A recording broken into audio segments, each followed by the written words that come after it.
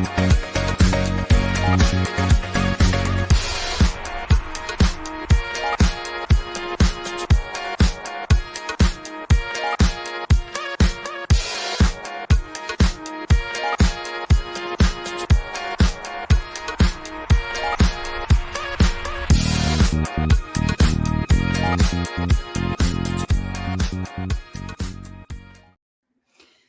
morning, good afternoon, good evening, wherever you are. Thank you for joining me again for another live community chat here on my channel. If you're new here, welcome. Glad to have you here. My name is Angela. I'm a full-time voiceover artist and audiobook narrator, and my channel is dedicated to all of you just getting started in this wonderful world of voiceover and audiobook narration. Let's get the mush mouth out of the way. If you're not new here, then you know that every week we have a new poll, which is pretty much the topic of our chat today, although I'm sure we'll get into a couple of others. We usually do. But today's poll, and we're talking about voiceover pricing. So I ask these questions of you because I kind of want to get a pulse on where everybody is at that's watching, so we can sort of customize the discussion today. And it looks like okay. So with the poll right now, we have about 22 votes. If you haven't voted, go ahead and vote real quick. That way we can get a good idea of where everybody is at. All right, let's go for it. So we got 23 votes so far. Looks like 9% of you, so maybe just a couple, use the Gvaa or another rate guide to determine what your rates are going to be. And 17, still changing, 17% of you said I charge what others in my level do. 8% of you said I made an educated guess. And the vast majority of you said I haven't decided yet. So good. So I'm hoping that something in this discussion today, or something that I show you, will help you decide what to charge, what you should be charging. So it's like we're still changing a little bit. Yeah, okay. So if the vast majority of you haven't decided yet, okay. So what I'm going to do is show you a couple of sites, rate guides, that you can go and visit and get an idea of what standard rates and all of the other little bits and pieces that go along with it, like usage rights and all of those things, where they all come into play and at what level you should be charging them.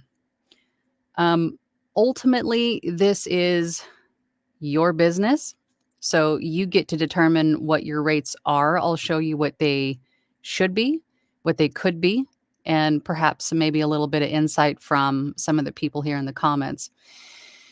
But again, ultimately, it's your business, so you can decide what to do. I'll tell you what I did. In the beginning, of course, everything is overwhelming, right? There's so much to learn, so much to research, so much to kind of wrap your arms around and your brain around. There's just so much that you need to be aware of. And in the beginning, I was made aware of a rate guide that I'm going to show you, which is the Gvaa. Let's just go ahead and hop over there and show you that now.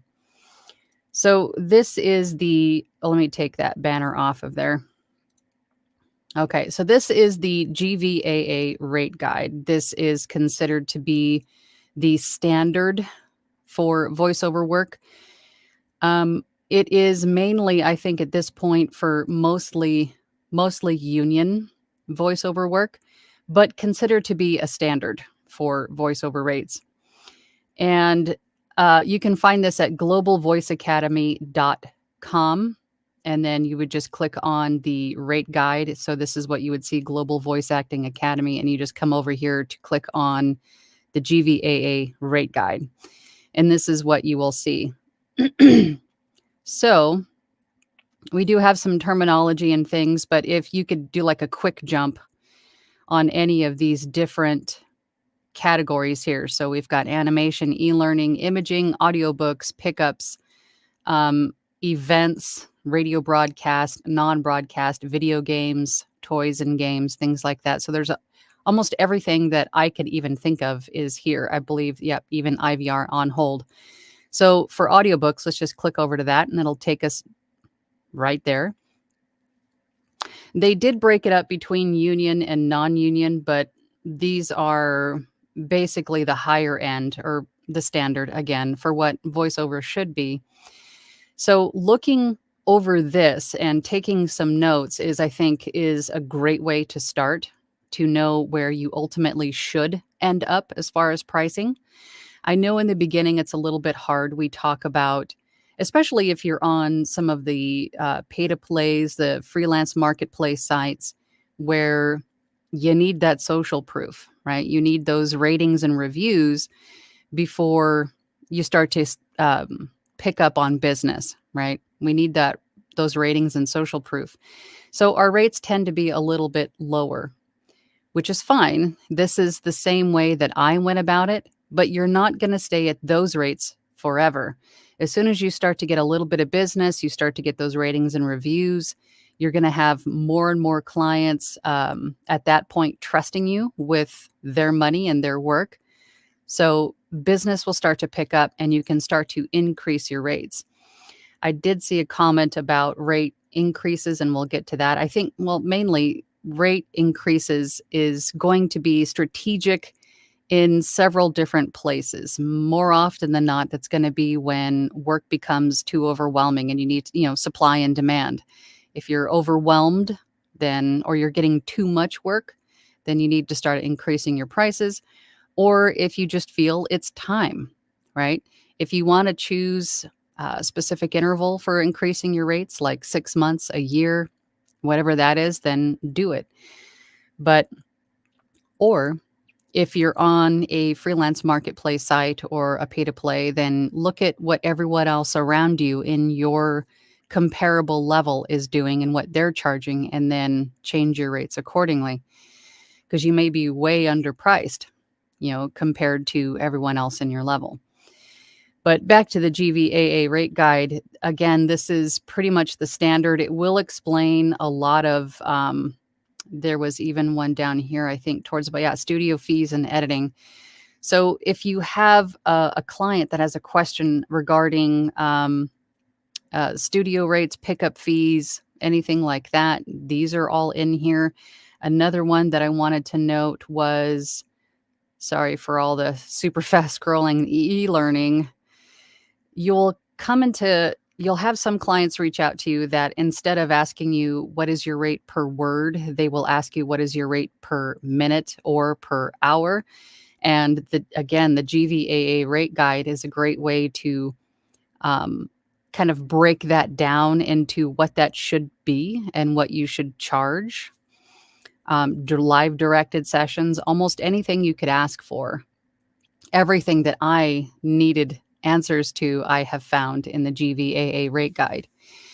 Now, if you're looking at this as you're just starting out and you're like, oh my gosh, this looks like way too much. There is another rate guide that my friend and former coach, Anthony Pica, had created on his website. And that is on his website at viosjourney.com. Now, this rate guide was created, maybe 3 or 4 years ago, and he has revised it, added more functionality to it. It's a really great rate guide. And this is more geared toward the remote voiceover artist, right? With pay-to-play pricing, freelance marketplace pricing, that sort of stuff. It's a little bit more palatable, not as scary in the beginning. He has a lot of great information here. And then he also added these price calculator, these word count calculators.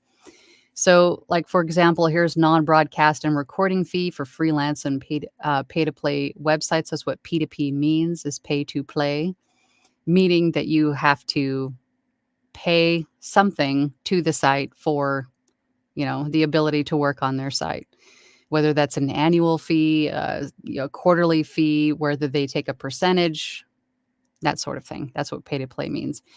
And he also has this broken down by beginner rates, intermediate rates, and then seasoned or experienced rates.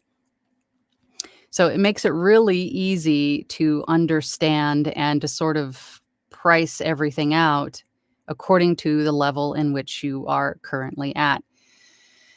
Um, there was something else that I wanted to mention in here. Yeah, audiobook narration. He has everything in here. Even for audio dramas, pricing per hour or per word, phone messages, IVR, e-learning, corporate narration, anything and everything that you could want is in here. I think there was something else I wanted to mention, but I'm hoping it'll come back to me. So this is basically where you can start, and then you can adjust your prices to what you want them to be, right? Take them as suggestions, right? These are some ideas based on the level in which you are at, and then ultimately with the GVAA rate guide or even Anthony's rate guide, you can kind of determine where your final goal or where you should be at, once you're seasoned and experienced, or make them whatever you want them to be. But we want to try to stay as close to these rate guides as we can, within little increments. You want to stay close to what these are. That way, everybody is consistent across the board, and respecting each other as a community. We are all charging around the same amount based on your experience level. So that is something else to consider.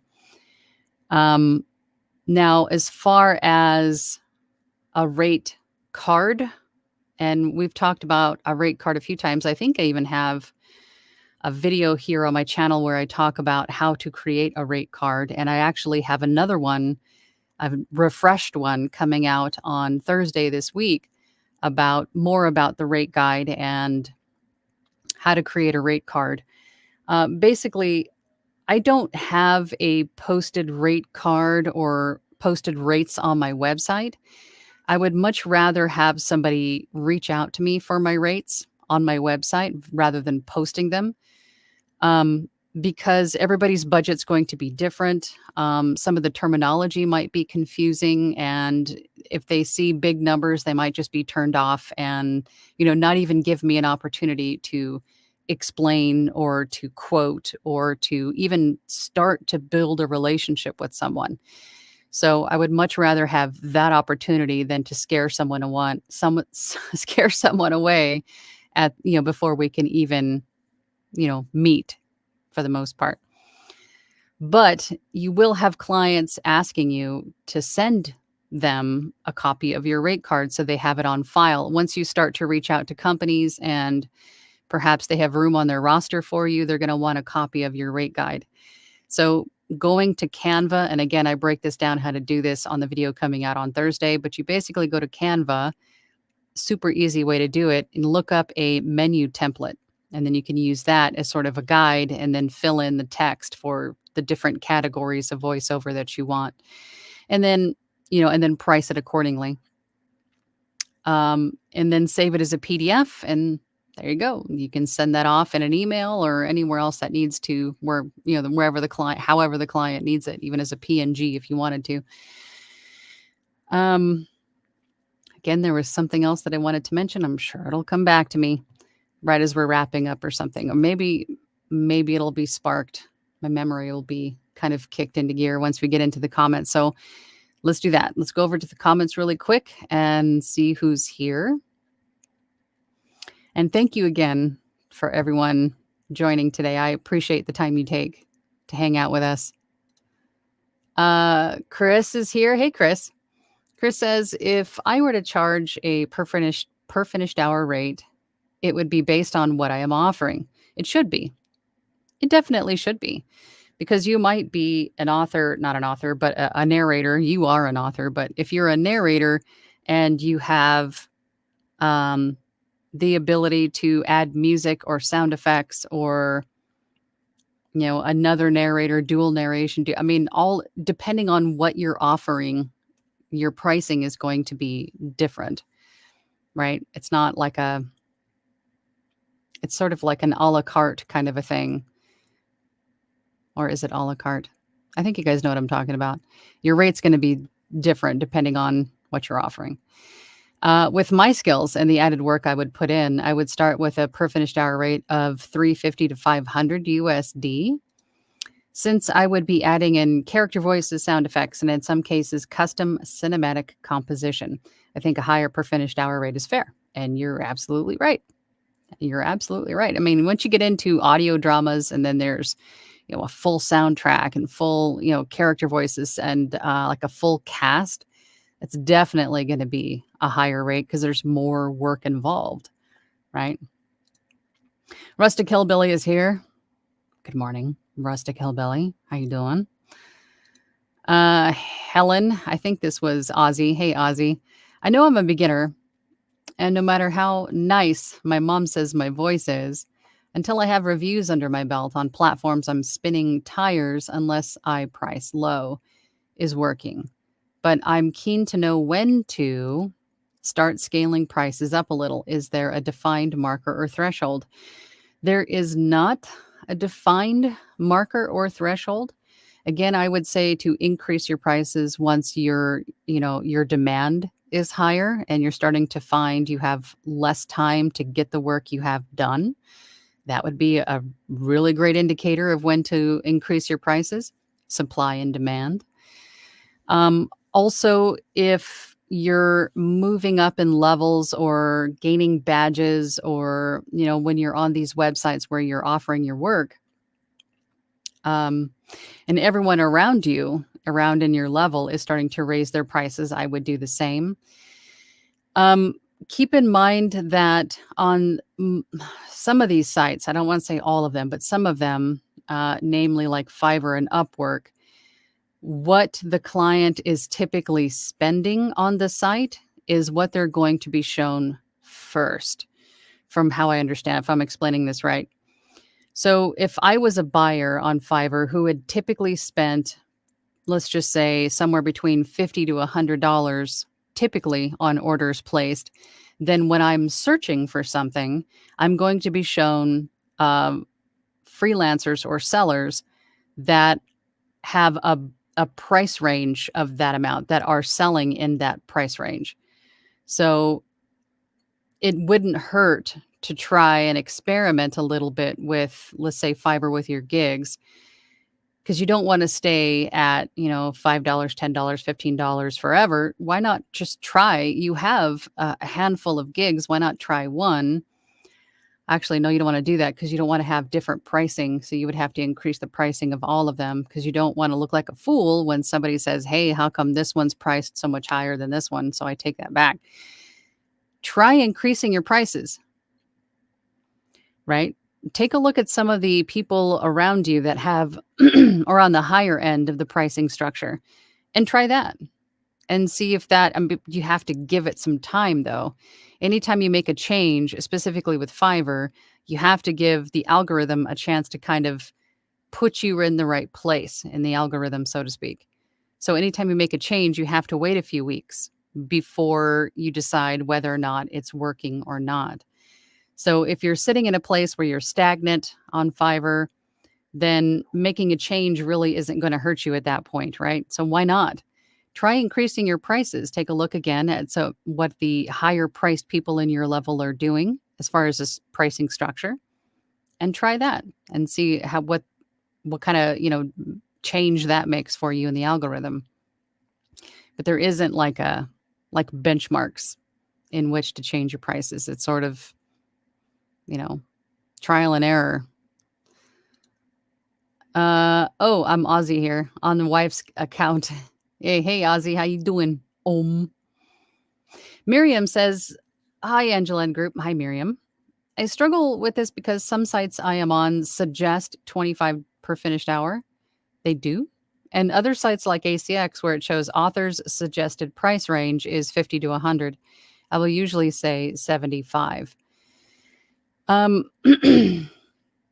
not sure what site is that tells you to or suggests 25 per finished hour. I would say that's way too low, because as we all know, audiobooks are definitely work. They are definitely work, and $25 per finished hour could equal out to just a couple of bucks an hour, especially in the beginning. I definitely wouldn't charge that. I started out at 50, but that was only maybe 1 or 2 books until I was more confident in my skills, and then I started to increase my prices. Now on ACX, if you're auditioning for books where the author has a specified budget, then that's kind of where you're at. So if you, let's just say your per finished hour rate is 200, and you're looking to audition for books that are where the author's budget is 100, you need to make that decision on whether or not you're going to audition for that book, knowing that the author is, looking for this for a lower budget. Or you audition for the book with your actual rate and just see what happens. It could very well be that the author doesn't really know how the pricing structure works, or just arbitrarily selected something looking for quotes, right, from different levels of narrators. Usually I will just quote my rate, regardless of what the client or the buyer has listed as their budget, because I have found in my experience more often than not, it's just an arbitrary number. It's just a number they chose because they wanted to see how much it would actually be, because they didn't know. They didn't have an expectation. They wanted you, as the professional, to tell them what this project would cost so they can get an idea and then see if it is in fact something in their budget. So that's typically what I do, is just quote my rate, no matter what their budget is. So you could do that, or just not audition for it. But I wouldn't do that. I would just go for it. If there's something that you want to audition for it, but give them your actual rate. Ozzy says to Miriam, I too adjust my price based on which platform I am on. I get better luck going higher, but still comparatively low on Fiverr, lower on Upwork. Seems that this starts a trend though. On Upwork, prospective clients can see my past pricings. Yeah, and most freelancers start out at the low end and then work their way up in pricing. It's kind of a normal, it's usually, it's a typical thing. So it doesn't mean that you're being, I don't know, scammy or greedy or any of the things that go through our heads. That's pretty typical as far as freelancers go. You start out at one price, and then as your experience and training and equipment, as everything upgrades, your pricing is going to reflect that. So don't feel bad about that at all. And then Ozzy says, typing accurately on keypads is hard for my sausage fingers. Sausage Fingers, great brand. It is a great band name, Sausage Fingers. No worries. Angel says, good morning. Good morning, Angel. Glad to have you here. MG Stevens is here. Good morning, Angela and everyone. The area of pricing has to be one of the most challenging areas we face, as there are many differences of opinions and ways to price. Exactly. And remember, again, this is your business. You do what you want to do. So what I typically do every so often, I will take a look around. I will go back into my research phase, and I will, like on all the platforms that I'm on, I'll start to look around at what people, comparatively close to my experience level. I will start to take a look at what they're charging, and then I'll make that decision at that time to adjust my prices. I never go down. I always go up. What I will do is change maybe the word count. Let's just take Fiverr, for example, so you guys can follow along with what I'm saying. Instead of changing or increasing the word count, I'll decrease the word count, maybe keep the pricing the same, or I'll increase my prices and then just adjust the word count some way. But I'll never go down, if that makes sense, because it may not be appealing to some people, but it may end up landing in the spending budget limits, like I mentioned before, of other new people. Or just simply making a change to your gig at any point in time is going to reset your algorithm. So even if you just change the title, even if you maybe update your thumbnails, which I recommend you do often, again, researching first to see what everybody else is doing, what's appealing, what's getting traction, and just make a change. It couldn't be maybe it's not your prices at all. Maybe it's just your algorithm sort of,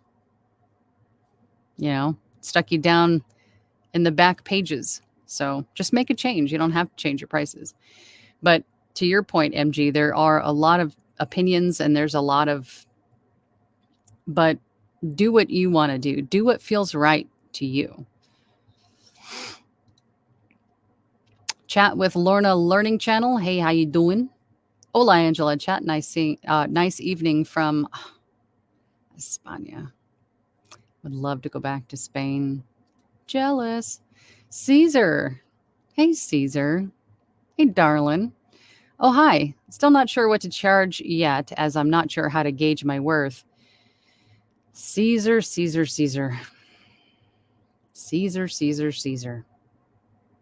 I'm hoping that with the 2 rate guides that I just showed you, you can come up with something, but this is definitely something that we need to talk about. On the one hand, I need more experience, but top tier in all other aspects: room treatment, audio quality, and equipment. Perhaps, experience is, there's a lot of elements that go into that aspect of the pricing. I would say charge, go to like the intermediate. If you want to start at the beginning rates, like I showed you on Anthony's site, start there if you want to, but I don't think that's fair to where you truly are. For you, I would say start at intermediate as a minimum. Pamela said, movers arrived yesterday. Fun. In a couple of days, new temporary blankie fort on the horizon. Have only heard one helicopter in 2 weeks. Yeah, I'm sure it's a far cry from LA, huh? That's opposed to 8 hours or 8 a day. My dog will be so happy. Yes. Exactly. My cup of tea says, good morning, everyone. Good morning to you. Caesar says, at the moment, I'm working on getting some projects out of the way so I can ease my way out of the red and black in the black. I'll be back on audiobooks by next week. Good. I'm glad to hear it, Caesar. Scotty says, good morning, everyone. Ready to soak up some knowledge. Good. I hope I have imparted some and not just blah, blah, blah. Caesar says, that said, hello, Angela. Hello, everyone. It's official. My Lewitt mic is dying. Oh, no. And dying at the worst possible time. I'll keep it on life support until it's ready for replacement or better, upgrade. Yeah, I think you have quite a few mics in your stable. If the Lewitt does kick the bucket, I think you have a few others to fall back on, do you not? Ozzy says, time for mouth to mic resuscitation. Hi, Caesar. Janelle. Hey, Janelle. Good to see you. Hello, Angela and Angelinians. I do a combo of other rate guides, and sometimes it depends on how much extra magic I may need to sprinkle on the project. Very true. Very true. So to your point, your rate is going to be your rate. And then if you have extras that you can sprinkle on, and those are things that you probably want to have on your rate guide so you can refer to them quickly when someone asks you for a quote. For example, if you're doing IVR, if you're doing phone greetings, and someone, and I'm sorry for the noise, my air conditioner's on because I live in the desert and it's hot out here. For example, if you have phone greetings and the client asks you for several different prompts, maybe 10 different prompts, and then one of them is also a on-hold greeting. So if you offer the options of splitting the files, meaning one script but 10 different files, one for each prompt, and then if you also offer a option for adding music and then perhaps looping that on-hold greeting for, let's just say, 5 minutes, maybe the client's phone system doesn't have the ability to loop a greeting or music, you can offer those add-ons to the client, those services to the client for an extra fee. So extra magic sprinkled on the project, extra little services that you can add, same thing. But if these are things that you're finding that you can do, I would definitely add those to your rate card, again, to reference back to later. And then also add them to your services on websites that allow you to, like Fiverr, where you can create a gig for IVR phone greetings. And then you have all those little custom extras, or those little, even the pre-filled extras. So you can add split files, you can add background music, you can add a custom one for looping for 5 minutes. Just think of all of those little extras and account for those as well on your pricing. And then if, let's just try, I'm trying to think of another one for the extra magic, right? Same thing for audiobooks. You could add music to audiobooks if you wanted to, or special sound effects if you're doing like a video game voice and you want to add like a robotic sound effect. Maybe it's a robot speaking, something like that. Sometimes the clients want to do that, and sometimes they rely on you to be able to do that too. But whatever it is, make sure that you account for those extra services as well. So it's really going to depend on what the project entails or what the scope of it is, what you need to do. Right. Caesar says to Ozzy, "Oh, if only it were that simple. This would be more like wallet to Sweetwater resuscitation." I want to know, Caesar, do you have your sales rep from Sweetwater on speed dial? Does he have a... I'm sure they text, right? You can just text him. I'm sure you guys are on a first name basis. Dylan has to catch the replay. I'm slaving away on the golf course today. Oh, you poor guy. I'm so sorry to hear that. Just wanted to check in and give a like. Thank you so much, Dylan. And we'll see you on the replay. Dwight is here. Bavarian cream donuts are being offered up. Sorry I'm late. Auditioning gets me in the zone. That's a good thing. I will allow lateness. No donuts are necessary if you're auditioning. That is an acceptable reason to be late. Good. I'm glad you're auditioning, Dwight. Caesar says, have fun, Dylan. Smash that like button with a 9-iron. No, don't do that. I don't recommend doing that. Literally, don't do that. But take your finger and click it with your mouse. Click that like button. I would appreciate that. You could do that. Not with a 9-iron. Masonry Constructions here. Best guide to pricing work. Be competitive in the marketplace, but don't compete in all marketplaces. Your abilities and following will often determine the correct marketplace. Meaning that some websites or some marketing strategies will work better than others, but your pricing should be consistent again through everything, because the last thing you want to do is have somebody find you on, let's just say, Fiverr, just because it was easy to grab out of my brain. Fiverr, they find you on Fiverr, they Google you, they find your website, then they reach out to you for a quote, and your word calculator, your pricing calculator on Fiverr gives them a much bigger number or a much smaller number than what you gave them from your website. Then who's got egg on their face, right? Who looks like someone just trying to take advantage? You want to keep your pricing the same across the board, which means once you do decide to raise your prices at any point on any platform, then the prices change to be the same everywhere else going forward and on your rate card. So you got to make sure that you change them all everywhere. So it's a commitment, but that's just, something else that makes you look transparent, trustworthy, professional, to make sure that your rates are the same. Clay Celestino is here. I've worked for steady, repeat clients and private studios over the past 20 plus years. I do voiceovers, language coaching, or worked as a producer. Repeat business justified lower than average market rates. I'm glad you brought that up, because again, this being your business, your call, you are the person that determines your rates. Have your standard rates across the board. If you have repeat clients or high volume clients, or even a client that maybe you've been working with for a while, and every once in a while, perhaps their client's budget is a little bit lower, but they still want to use you, you can be flexible. You can create a discounted, like a bulk volume sort of a rate for these clients. That is your prerogative as a business owner. You can do that. Standard rates, and then have a special discounted rate for high volume, bulk, right? Repeat. You can do that too.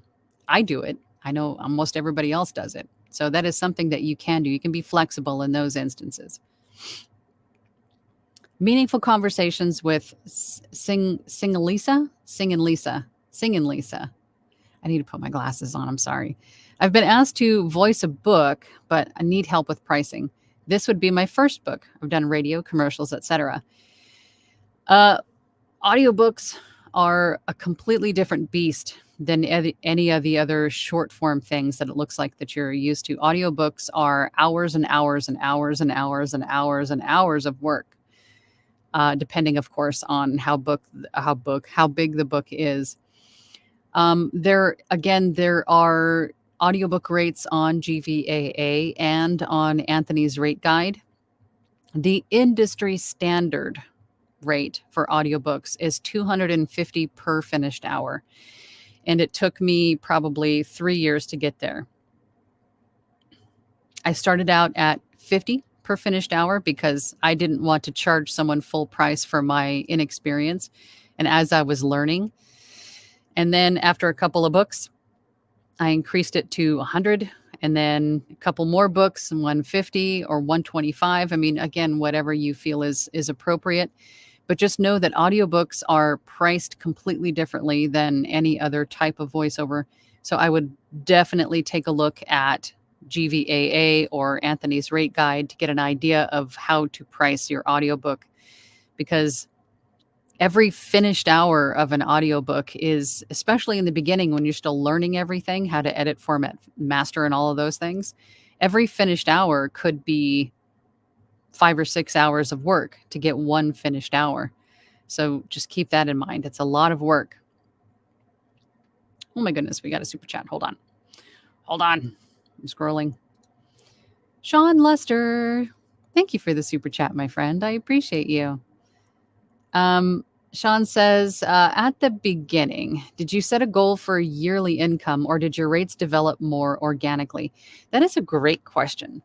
When I was still employed, when this was sort of, when I was still a baby voice artist, audiobook narrator, but employed for someone else full-time before I went full-time, I sort of increased my rates organically, much in the way that I had mentioned before.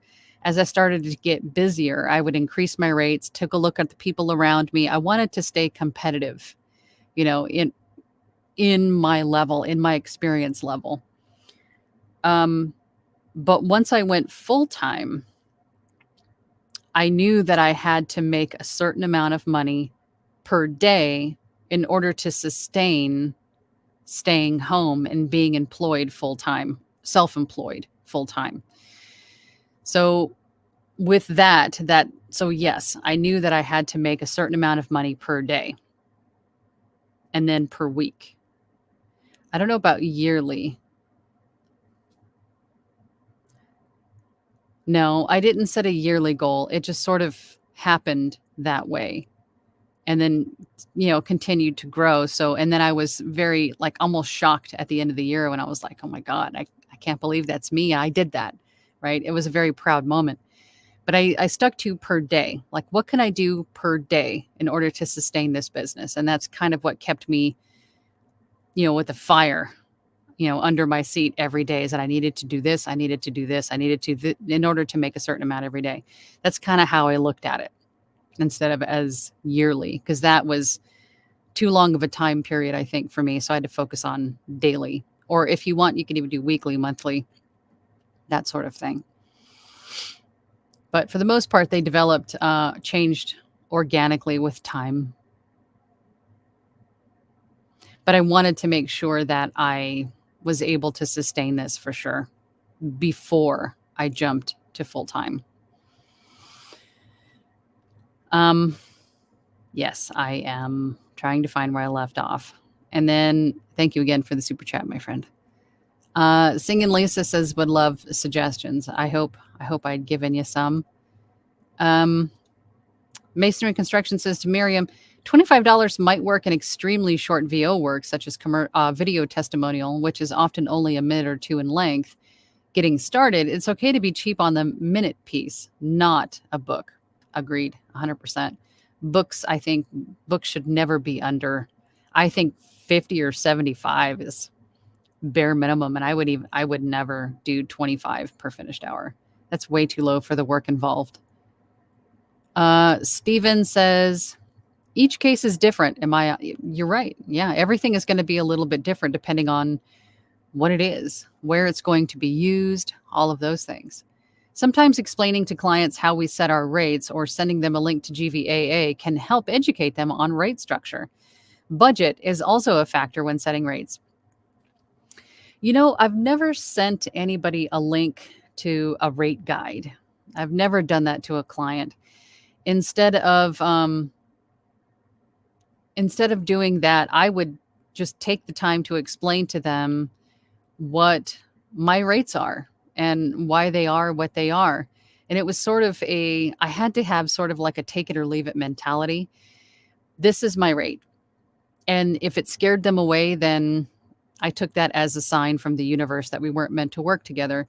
But if they would reach out again and say, well, that's a little bit outside of my budget, I was thinking more or less this or this, and started a conversation, then I would try to, make it work for both of us. If we were just way too far apart, then, again, a sign from the universe we weren't meant to work together. But if we were close, then I would more than often likely, work with them on their budget. But it is case by case. It is definitely case by case.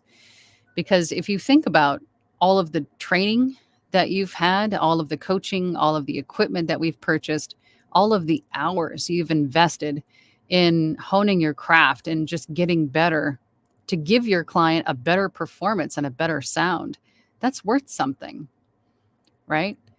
Don't ever think that when you're first starting out that you have zero to offer or you have zero worth. That's not true.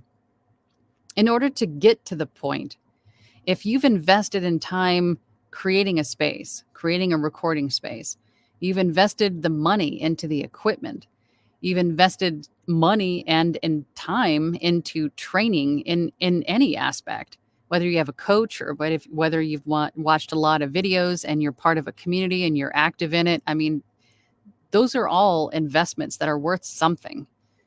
So don't ever, discount yourself because you think you're not worth anything. I don't think that's fair to you at all. Tangent? Baby tangent? Mini tangent. That was a mini tangent. Brian, Space Kid and Luna. Hey, Brian, how you doing? Caesar says, I got the mom look. You did. You did. Don't ever say that you can't figure out your worth. Stop it. Stop it. It was the angry mom look. I'm going to take my sandal off right now. Caesar. My cup of tea says, this is very helpful. Thank you for the info. Hopefully I can get things consistently rolling. You should, as long as you stay consistent and growing and, expanding your knowledge and practicing a lot and auditioning a lot and getting some kind of training information, right? You should get better just inherently over time. The Cozy Review says, good morning, afternoon. Good morning to you. Well, it's morning for me, but afternoon for you, perhaps. Clay says, I have a couple of steady repeat clients and private studios for which I have accepted a rate below unionized rates, but still competitive rates. But they provide the sound engineers in those cases. Oh, yeah. It definitely changes the rate when the client has their own sound engineers, especially when you're talking about audiobooks, because I've only run into these situations, maybe once or twice. Most of the time, even with everything else I do, most of the time I'm expected to give them something finished, broadcast ready. So that requires, the use of all of my equalizers, my effects rack, and making sure that it's set to their standards so they can just take what I give them and then use it for whatever application they're going to use it for. But you will also come across clients that have their own sound engineers. And so you send them a raw product. All you do is record it in the way that they're asking you to. No effects, no gating, no special anything. Just record it, maybe even sometimes without even any editing, and just record it and send it off. And those are going to require, of course, less time. So it might be a little bit of a different rate, smaller rate, right? For that kind of a thing, especially when you get into audiobooks, because that's a lot less time with editing, formatting, all of that stuff. So it is really just a case by case, but have your standard rates set, decided, and ready. And then you can make small modifications depending on the situation that you're presented with. Bears, hey, Donnie. Hello, all. I have been working, so I've been lurking, reviewing this one a lot. Good. And we can talk about rates and stuff in Platinum Group on Thursday, too. Ty Condalar, hello. Hello. I just got my first audiobook offer for a children's book. Congratulations. The offer includes a 15-minute checkpoint. What does this mean? Do you have a video showing how to label submit files? Nervous. Yes, I do. If you go to, I have a playlist here on my channel for audiobook narration. I have a ton of videos on there that go over all of these different aspects. But the 15-minute checkpoint it doesn't literally have to be 15 minutes. It's just the first section of the book, not the opening credits. It's usually like the intro, chapter 1, whatever larger piece of the book is available to you to narrate. And the purpose of that is to submit that to the author, and then they can review it and see if you are going or performing at the right pace, tone, character voices. If there's anything that they want to change, that would be the point in which to change it before you complete the remainder of the book. So that is the purpose of the 15-minute checkpoint, is to make sure that you are, you and the author are on the same page on how they want their audiobook produced. So, and then once that's approved, then you just finish the remainder of the book in the same fashion, same tone, same character voices, so on and so forth. As far as to label and submit files, yes, I do. I have a couple of videos, I think at least, that go over naming conventions and submitting files, for sure. Caesar says, my Sweetwater rep is like, oh boy, it's Christmas in February. Oh boy, it's Christmas in March. Yeah, mine sends me messages all the time. Hey, need any new stuff? I'm like, no, man. I'm good for now, but hit me up later. Hoagie Tunes, 100%. It's serious. Needed some caffeine. It's serious when the Sweetwater agent is on speed dial, but they too know who I am. Yeah, same. Got myself the Cinco D2 as you guys suggested. Awesome. It's an awesome mic. Good job. And if for those of you going, what the heck is Sweetwater? Sweetwater.com is a website in which has supplied probably 75% of the things in my studio, including my desk, because it's got like rack holders and all kinds of cool stuff. But Sweetwater.com is where you can get audio and video gear. And the sales reps are amazing. They'll text you and you can text them back. They'll give you recommendations. They'll help you with, choosing stuff and what's right for you and your space. They are fantastic. Customer service is second to none. Sweetwater. Check them out. Joy says, hello, everyone from sunny. That was not a paid advertisement. I'm just telling you. They are amazing. Joy says, hello, everyone from sunny Southfield, Michigan. Sorry I'm late. I hope you brought the donuts, unless you were auditioning. I'm late, just waking up. My knee. Okay, well, all right. You're all right. You get a pass. You get a knee pass. My knees kill me too, so I understand. Waking up my knee kept me up the whole night with pain and spasms thanks to PT therapy, but to me, it's torture. I could totally relate. I just started kickboxing. Went last night and my knee is swollen, but I'm going to do it again tonight. I'm not giving up. I'm doing it. Yes, I can. So keep at it, Joy. Keep at it, Joy. Donnie says, my auditions are on hold until my new computer gets here, which has turned into a nightmare. So until then, I am working on my peripherals, i.e. website, price sheet, and personal hygiene.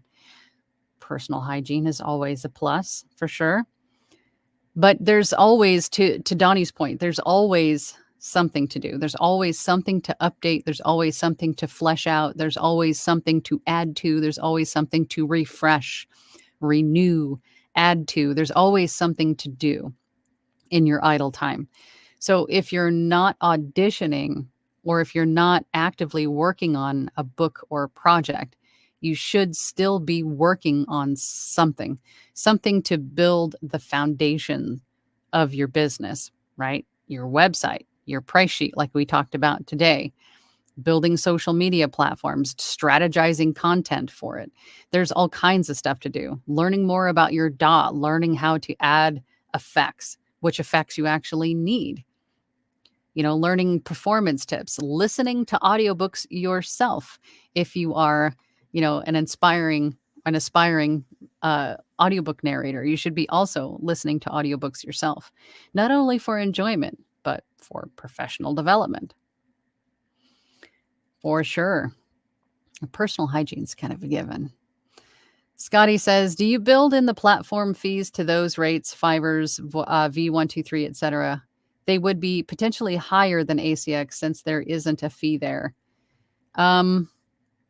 Platform fees to those rates. Oh, I see what you're saying. Because they charge the annual fee. You can. You absolutely can. Because those pay-to-plays and those freelance marketplaces all take a piece in one way, shape, or form. So once you're in the part where you're kind of like out of the no review zone and you're starting to build some momentum, that's the point when I would start building in those fees. Because, for example, Fiverr takes 20%. They take $1 for every 5 you make. And then they do the same with the client. They take 20% from them. So to offset what you're losing, you could definitely increase your prices a bit to cover that cost. Same thing with voices.com or voice123 or any of those other sites. You could have your pricing sort of help offset the cost of the annual fee. So you could do that too.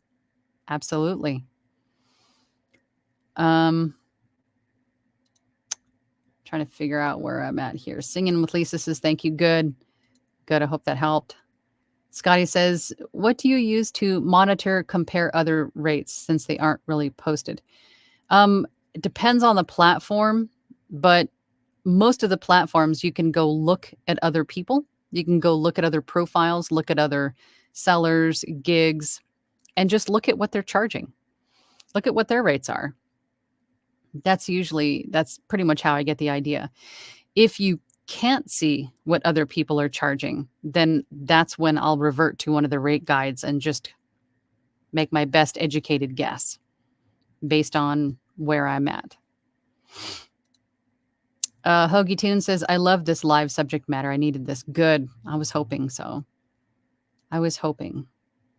Brian says, how do you break an audiobook into daily rates? Why would you want to break it into daily rates? You mean like referring to what I was talking about making X amount of dollars per day? I'm not sure what you mean. Robert says, Fiverr question. It's known that a fast response time to messages helps your ranking, but does the same apply to ongoing messages in an existing thread? I received a last message and couldn't reply. I think it does. I know that the initial response is what they say they're really looking for and what you're timed on.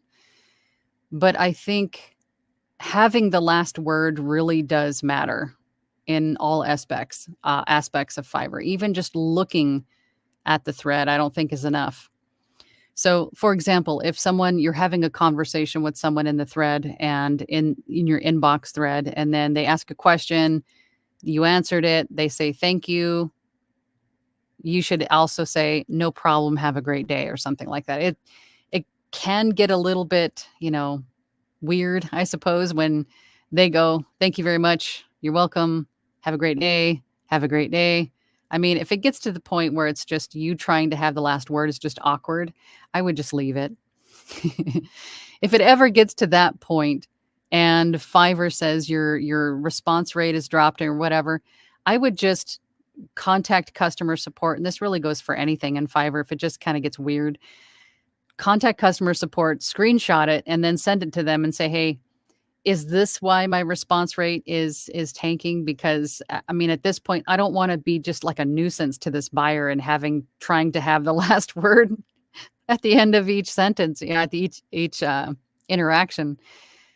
Is this what's affecting my response rate? Because I don't want to be a nuisance to them. But that's pretty much what I would do. Trimlight says, is VO like a job, no residual income? It's going to depend on what type of voiceover you're doing, because there are obviously audiobooks with their royalty share. There's going to be residuals with that, or royalties going forward. Some types of commercial work will have residuals. Some video games will have residuals. It depends on what you're doing and with whom, right? Most of the platforms, there isn't a way to set up residuals or royalties or things like that. So most of that is buyout, right? There's a buyout fee or an upfront fee to cover any kind of residuals you'd make going forward. But if it's someone that you're working with directly or with an agent or something like that, and there are ways to set up royalties, residuals, you could do it that way. But it's really going to depend on what you're doing and with whom. There is residual income for sure. Donnie says everything is negotiable. Absolutely. Joy says, I would definitely go with either GVAA rates or Anthony's rate guide. Yeah, I would start with GVAA, so you kind of get like the standard larger end of it, and then go to Anthony's. And then with that knowledge from GVAA, look at his rate guide and then kind of figure out where you are on the experience level. And then, choose a rate. Choose a rate that you feel is best for you. Scotty says, I've lost gigs on ACX because they saw my rate on my profile was too high, yet I was willing to negotiate in their range. Excuse me, because I liked the subject matter. Personally, I've never had anybody even go to my profile and looked at my rate. My rates haven't been changed and I don't even know how long. But I think most of the jobs that I've won was because I auditioned or I posted a sample. And then they would reach out to me and say, hey, I loved your sample. So not to say that clients don't go check your profile. They do. But I think not as often as we think they do. I think it ultimately is going to come down to, does your voice fit what I need? Can I afford you? Are you available? And then your pricing that you gave them with the audition is kind of what they're going to be basing things on. Even if your rate is too high, I'm hoping that the client would reach out to you and say, hey, can we negotiate a bit? If they just ghost you or you think they're scared away because of your rate, maybe it's a sign from the universe that maybe it just wasn't meant to be. That's kind of how I take it. That way I don't ruminate and obsess on little things, Maybe I'm just really good at compartmentalizing things. I don't know. But that's how I look at it. Wasn't meant to be. Masonry Construction says, from a marketing negotiation standpoint, if someone comes to you and asks for a bid, always first ask if the prospect has a budget in mind. If one is given, you at least know what the bottom price is. To your point, yes. However, You'll have some people, again, with that arbitrary number because they just don't know, and they choose a budget that just educated guess, maybe an uneducated guess, maybe just a flat out guess. And they don't really know how much these things cost, which is why I always start with what my rate is, dependent upon what they need, the scope of the project. And if they answer back, asking for a little bit of wiggle room, then maybe if it's worth it, then I'll do it. But again, this is the beauty of having you are the boss, you are the CEO of this. So you get to make the decision on how you want to do this, how you want to approach clients, what to do if they approach you with, negotiations. It's all up to you and how you want to do it. Caesar says to Joy, I really hope you get better soon. As soon as you are, it would be awesome to either revisit your snowball or recommend a suitable USB mic to start. Yep. Charles says, hello, my friend. What mic are you using? I am using a Sennheiser MKH 416 shotgun mic. That is what this one is. Dwight says, I developed a formula that works with all the factors. How long does an average per finished hour really take to do? So if you take 3 hours to produce one per finished hour, then multiple 3 times the number of per finished H's, and there is your minimum. Don't ask me to math. No math. It's too early for math. Donnie says, oh no, Sweetwater sells desks. Yes, they do. Yes, they do. Caesar says, I challenged my wife to a kickboxing match. I woke up a couple of days later feeling refreshed, but my face hurt like hell. Brian says, there's always something there to remind me. Mm-hmm. Don't put that earworm in my ear. God, now I can hear it in my head. Always something there to remind. I thought we were friends, Brian. Joy says to Caesar, oh, thanks. I'm at the physical therapy stage, so they can be tough or therapeutic. I just want to survive. It's a mix of both. Feels good, but later, not so much. Hoagie says to Bears, yes, desks and more. I'm like Angela. I, too, have created a Sweetwater studio. And with each order, candy. Yes. Mm-hmm. I think with what did I get? I had a desk, and this was a production, let me tell you. When my desk had arrived, it was delivered on like a big flatbed truck and with like the whole, on a pallet, and it was crazy. And they also threw in a shirt because it was expensive. And of course the candy. But I remember that day. That was when I first went full time and I completely revamped my studio. But yes, they have lots of desks. Brian says, yes, audiobook into daily rates for goals. You could, if you wanted to. You're one of those people that is not me. You're very organized and like to break everything down into little chunks. I don't really go that. My brain doesn't really work that way. I sort of go, okay, that's good. Move on. All right, that's good. Move on. And you just go further. If you want to, you can. I don't personally do it. I think I just look at it as when I'm going to be done with this book. That's going to cover this many days, right? So I need another one to cover this many days, right? That's kind of how I look at it. I guess that's close to that, I suppose. Donnie says, oh my God. Yes, listen to audiobooks. It can help. It is like an athlete watching videos of games. Absolutely. Mm-hmm. And not only that, but every once in a while, you'll be like sucked into the book and then you'll hear a retake left in. Or you'll hear somebody taking a sip of water, or you'll hear something like you could clearly hear. There was a book I was listening to, the like first 3 chapters. I can clearly hear that the narrator had a cold. And then all of that nasally, that nasal sound, that all went away, from chapter 4 on. So you'll start to pick up these things and it makes you feel a little bit better about yourself, that you don't have to be perfect to narrate audiobooks, right? You want to be good. You don't have to be Perfect, whatever your definition of perfect is. Caesar says, as much as I enjoy Sweetwater Sweeties, I just got my blood sugar level under control. Yay, you.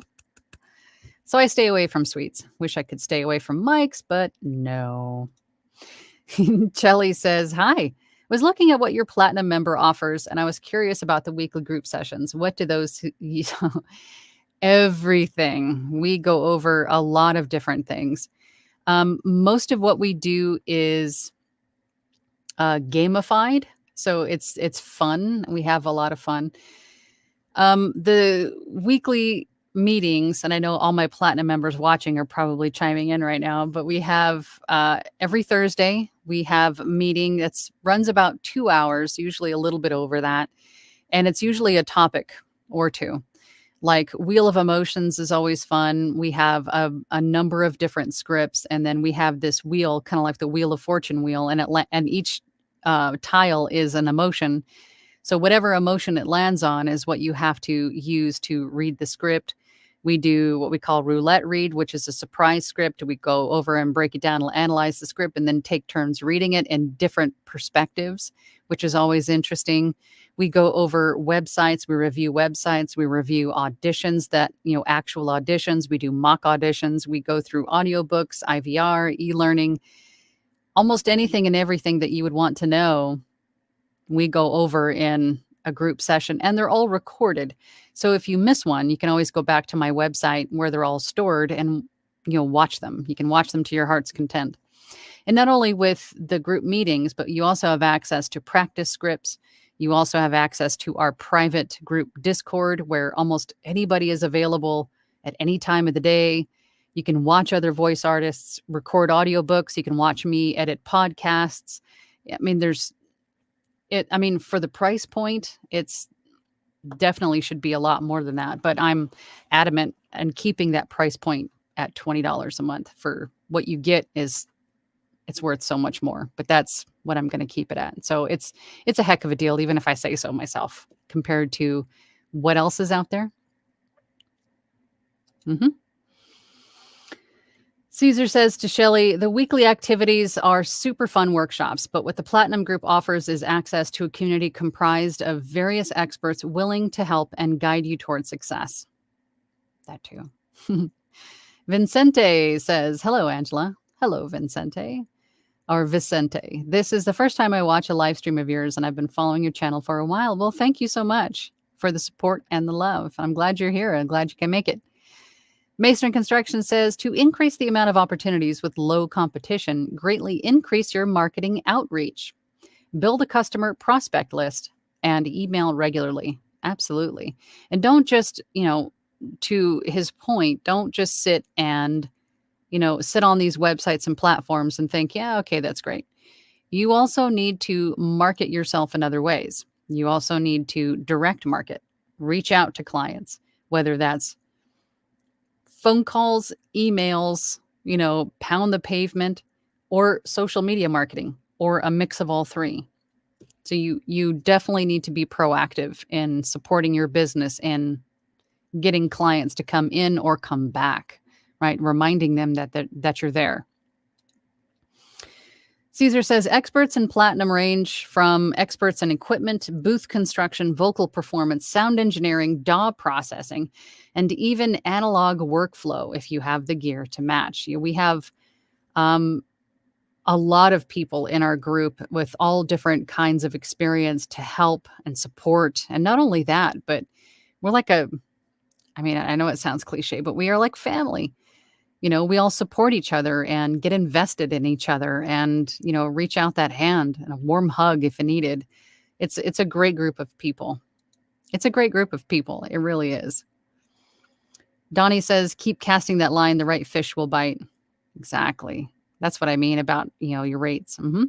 Dwight says 25 times 3 is 225 for the project. I see what you're saying. Okay. Masonry Construction says, Caesar does stand up, your first audiobook. Shelly says, Caesar, thanks. I really want to join soon. We'd love to have you. We love the more perspectives and opinions, the better. It just makes us all stronger. Caesar says to Shelly, we'll look forward to the day. We'll have the red carpet, refreshments, and a moist towelette ready for you. Caesar. Masonry Construction says that's actually an interesting idea. I mean, think about it. Laugh tracks and all. Make it sound like a live recording. Bit like Jeff Foxworthy. Caesar. Shelly says thank you. Bear says we have Thursday underwear. Stop it. I'm giving you the mom look. Donnie, what's the matter with you? All right, y'all. I have got to get back to work myself. As always, I think this was a fantastic discussion, and thank you all for taking the time to get involved and, offer your opinions and your insight on things. It really is helpful when you guys do that. I hope this has kind of clarified some things for you. If you do not have a price sheet or any kind of idea on what to charge yet, go to those sites, do some research, get a good idea of what to charge, where, and at your experience level. I hope that helps. But if you're watching this on Team Replay, if there's anything else that you have questions on, or if there's like a topic or two that you have that we'd like us to take a deep dive into and talk about together as a group, please leave them in the comments below. It's really appreciated. But until then, I'll see all of you next week. Same bat time, same bat channel. If you're in my platinum group, I'll see you guys in just a couple of days. I'll see you later. Bye.